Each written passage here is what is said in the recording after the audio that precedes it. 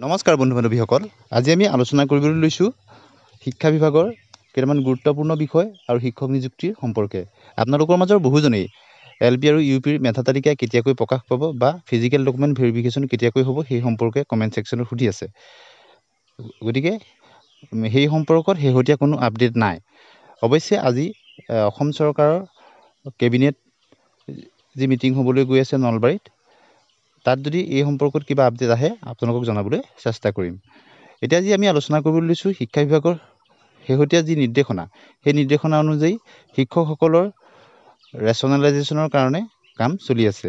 অৰ্থাৎ কোনোবা এখন বিদ্যালয়ত অতিৰিক্ত শিক্ষক আছে আৰু কোনোবা এখনত হয়তো ছিংগুল টিচাৰ আছে। গতিকে তেনেদৰে জিলাভিত্তিক সেই ৰেচনেলাইজেশ্যনৰ কামবিলাক চলি আছে।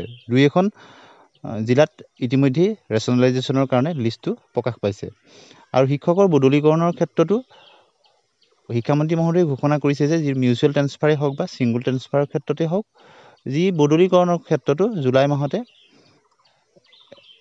মাহৰ আৰম্ভণিতেই তাৰ তালিকা প্ৰকাশ পাব বুলি কৈছে। গতিকে এতিয়া বৰ্তমান শিক্ষা বিভাগত এই যিখিনি ৰেচনেলাইজেশ্যনৰ কাম আৰু বদলীকৰণৰ কাৰণে সেইখিনি কাম চলি আছে বুলি শিক্ষামন্ত্ৰী মহোদয়ে জনাইছে। ইয়াৰ উপৰিও এই ক্ষেত্ৰত সুবিধা হ'বৰ কাৰণে শিক্ষকসকলৰ শিক্ষা সেতু পৰ্টেলত তেখেতলোকৰ যিখিনি স্নাতক পৰ্যায়ৰ যিবিলাক বিষয় বা স্নাতকোত্তৰ পৰ্যায়ত যিবিলাক বিষয় সেইবিলাক তেওঁলোকে আপডেট কৰিবৰ কাৰণে নিৰ্দেশনা দিছে। গতিকে সেই ক্ষেত্ৰত যথেষ্ট সুবিধাজনক হৈ পৰিব। সেইটো শিক্ষা সেতু পৰ্টেলৰ যোগেদি শিক্ষা বিভাগে সকলোখিনি ইনফৰমেশ্যন লাভ কৰে। তাৰ ফলত ৰেচনেলাইজেশ্যনৰ ক্ষেত্ৰত বা ট্ৰেন্সফাৰৰ ক্ষেত্ৰত যথেষ্ট সুবিধা হ'ব।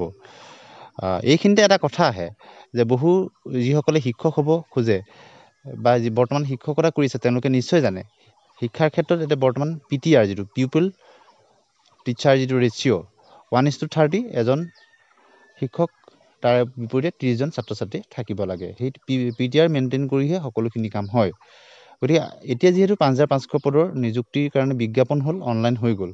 গতিকে এই যে ৰেচনেলাইজেশ্যন প্ৰক্ৰিয়া বা এই যে বদলীকৰণ প্ৰক্ৰিয়া, তাৰ ফলত এই য'ত য'ত নিযুক্তি হ'বলৈ গৈ আছে তাত যাতে এটা বেলেঞ্চ বা ভাৰসাম্য সৃষ্টি হ'ব। অৰ্থাৎ যিখন স্কুলত প্ৰকৃততে শিক্ষকজনৰ প্ৰয়োজন তেনেখন বিদ্যালয়ত শিক্ষকজন পাবগৈ। এই ৰেচনেলাইজেশ্যন বা বদলীকৰণৰ কামখিনিত সেইকাৰণে চৰকাৰে গুৰুত্ব দিছে। আৰু পিউপল টিচাৰ ৰেচিঅ'টো মেইনটেইন হৈ থকাটো যথেষ্ট গুৰুত্বপূৰ্ণ। আজি কেইদিনমানৰ আগত আপোনালোকে নিশ্চয় গম পাইছে যে 35,000তকৈ অধিক প্ৰাথমিক পৰ্যায় আৰু মাধ্যমিক পৰ্যায়ৰ শিক্ষকৰ যি 2013 চনতে যিসকল প্ৰভিঞ্চিয়েলাইজ হৈছিল স্কুলবিলাকৰ সেই পোষ্টবিলাকৰ ক্ষেত্ৰত ৰিটেনশ্যনতো অসম চৰকাৰে তেওঁলোকে অনুমোদন দিছে। গতিকে সেইটো খুব আদৰণীয় পদক্ষেপ।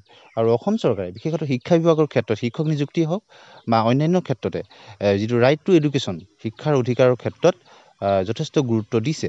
আপোনালোকে নিশ্চয় দেখিছে চৰকাৰী শিক্ষা ব্যৱস্থাৰ আমূল পৰিৱৰ্তনৰ কাৰণে চৰকাৰে যথেষ্ট আদৰণীয় পদক্ষেপ লৈছে।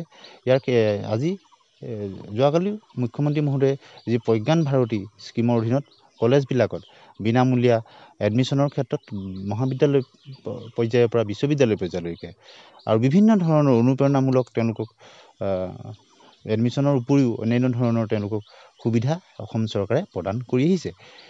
আৰু ইয়াৰ উপৰিও যিবিলাক চৰকাৰী স্কুলবিলাকৰ ক্ষেত্ৰতো শিক্ষা যিহেতু অধিকাৰ আইনলৈ পৰিণত হ'ল, RT Act মতে অসম চৰকাৰেও বিদ্যালয়বিলাকত বিনামূলীয়া নামভৰ্তি, ইউনিফৰ্মৰ ক্ষেত্ৰত চৰকাৰীভাৱে ইউনিফৰ্ম যোগান, মধ্যাহ্ন ভোজন বা অন্যান্য যিবিলাক ইনফ্ৰাষ্ট্ৰাকচাৰ ডেভেলপৰ ক্ষেত্ৰতো যথেষ্ট কাম কৰিছে। গতিকে আমি কোনোবা হয়তো শিক্ষক হিচাপে প্ৰত্যক্ষভাৱে এই ছিষ্টেমটোৰ লগত জড়িত আৰু কোনোবা অভিভাৱক হিচাপে জড়িত আৰু কোনোবা হয়তো অনুষ্ঠানটোৰ লগত জড়িত। গতিকে আমি যিকোনো প্ৰকাৰে প্ৰত্যক্ষ বা পৰোক্ষভাৱে এই চৰকাৰী শিক্ষা ব্যৱস্থাৰ লগত জড়িত হৈ আছোঁ। কোনো ইয়াৰ পৰা বাদ পৰিব নোৱাৰোঁ, যিহেতু আমাৰ সকলোৰে দায়িত্ব আৰু কৰ্তব্য আছে।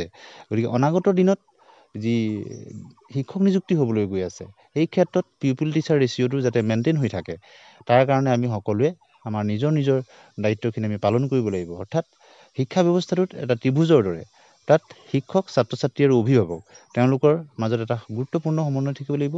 আৰু নতুন যিটো শিক্ষানীতি আহি আছে এই নতুন শিক্ষানীতিত মতে চৰকাৰে ব্যাপক পৰিৱৰ্তন কৰিবলৈ চেষ্টা কৰিছে। আপ টু ডেট পদ্ধতি যিহেতু শিক্ষা হেতু এপছ, শিক্ষা হেতু পৰ্টেলৰ যোগেদি উপস্থিতি বা অন্যান্য তথ্য ল'ব বিচাৰিছে আৰু অন্যান্যখিনি ICTৰ ক্ষেত্ৰত যথেষ্ট গুৰুত্ব দিছে, ভকেশ্যনেল এডুকেশ্যনৰ ক্ষেত্ৰত যথেষ্ট গুৰুত্ব দিছে। গতিকে আমি শিক্ষক হিচাপে, অভিভাৱক হিচাপে এই ক্ষেত্ৰত সহযোগিতা কৰাটো খুব প্ৰয়োজন। আৰু চৰকাৰী শিক্ষা ব্যৱস্থাৰ ক্ষেত্ৰত যি শিক্ষক নিযুক্তিত অসম চৰকাৰে টেটৰ যোগেদি 2012 চনৰ পৰা যি আদৰণীয় পদক্ষেপ লৈছে তাক সকলোৱে প্ৰশংসা কৰিব লাগিব। আৰু আগন্তুক দিনত আশা কৰা হৈছে ব্যাপক শিক্ষক নিযুক্তি হ'ব। আৰু বৰ্তমান যি মেধাৰ ভিত্তিত টেটৰ যোগেদি প্ৰাথমিক পৰ্যায়ত আৰু মাধ্যমিক পৰ্যায়ত টেট কামৰ যোগেদি শিক্ষক নিযুক্তি হ'বলৈ গৈ আছে, সেই ক্ষেত্ৰতো